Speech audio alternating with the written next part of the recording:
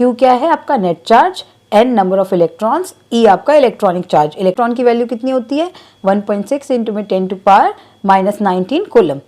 Charge की SI unit क्या होती है कूलम होती है, जिसे हम C से डिनोट करते हैं। करंट को हम I से डिनोट करते हैं। करंट का फॉर्मूला होता है I equals to Q/T। Q आपका चार्ज है, T टाइम है, I आपका करंट है।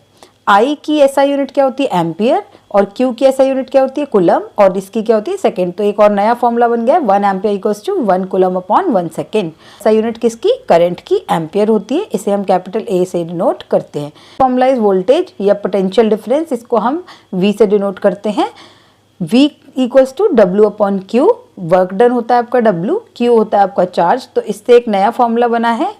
वोल्टेज या पोटेंशियल डिफरेंस को हम वोल्ट से मेजर करते हैं, तो इसे हम लिखते हैं 1 वोल्ट। वर्क डन को हम जूल में मेजर करते हैं, तो 1 जूल, और चार्ज को 1 कूलम में। तो एक नया फॉर्मूला बना 1V equals to 1 joule coulomb. SI unit क्या होती है पोटेंशियल डिफरेंस की वोल्ट होती है, जिसे हम फिर से V से डिनोट करते हैं। वर्क डन की क्या होती है जूल होती है।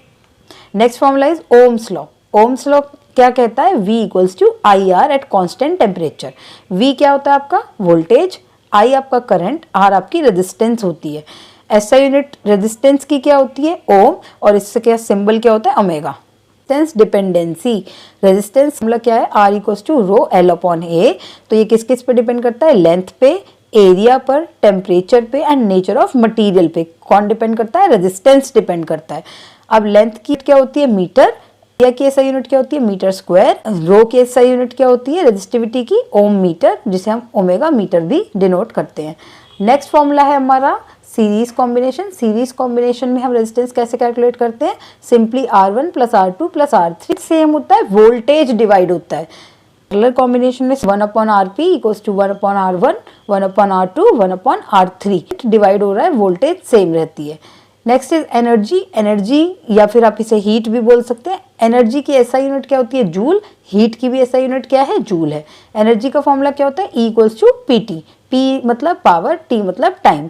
अब यहाँ पे आप देख सकते हैं एनर्जी का मेजर फॉर्मूला जो जूल्स हीटिंग इफेक्ट में हमने पढ़ा है वो क्या है I²RT। वही एनर्जी का भी है, वही हीट का भी होता है। एक और फॉर्मूला है VIT और H का एक और फॉर्मूला है V²R इंटू में T।